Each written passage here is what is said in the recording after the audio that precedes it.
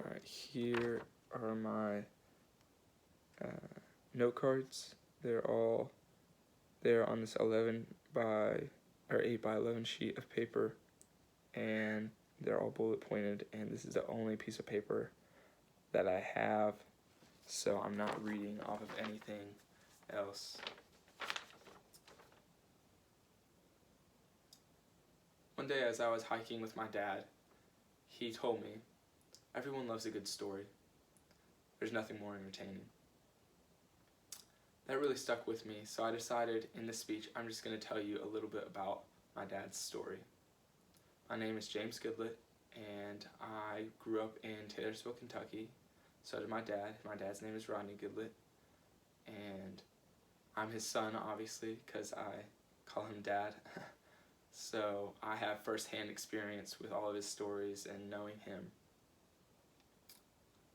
So throughout this speech, I'm going to discuss his childhood, his job history, and his family.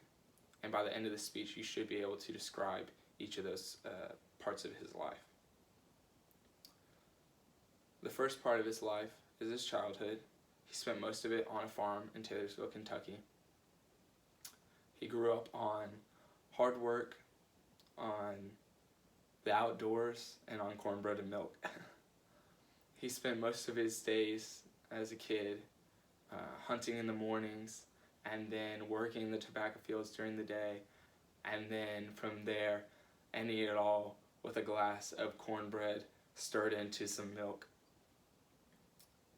As he got a little bit older, he started to get into a little bit of trouble. He started drinking and smoking as a middle school boy.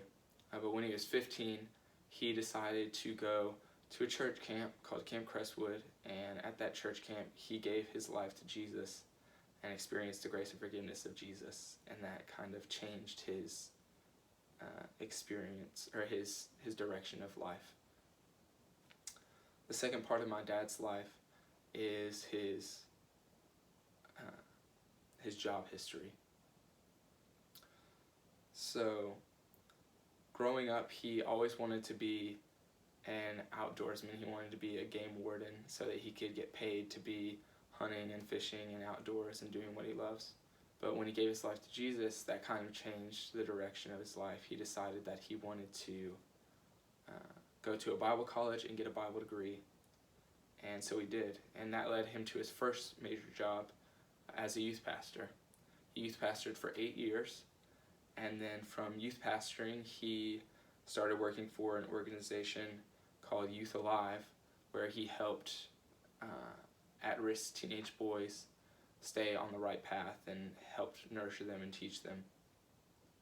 After Youth Alive, he got his current job that he has now, which is the camp director of Camp Crestwood. So he is able to provide teenage boys and girls with the same opportunity and moment with Jesus that he had when he was 15. The most important part of my dad's life is his family. And he always tells us, he's made a lot of accomplishments, but he always tells us that there's nothing more important that he's accomplished. His greatest accomplishment is his family. So my dad married my mom, the love of his life, in 1998. They've been married for 22 years, and he, after marrying my mom in 2000, he had his first son, my older brother, Bryce. In 2002, he had me, and in 2004, they had my younger brother, Chase. So in conclusion, my dad has been an amazing dad. He's been an amazing husband for all the years that he has been both of those things to his family. And he's been able to be both of those things for his family because of his childhood. He had a lot of rough things in his childhood, but he overcame them, and he's been able to accomplish a lot of great things through his jobs. And from my dad's story, he has set an example, and he's shown people that if you feel lost, if you've gone through a lot of things and experienced a lot of obstacles, you can overcome them. and you can achieve great things. So I just want to thank you for taking the time to listen to me and hear about my dad.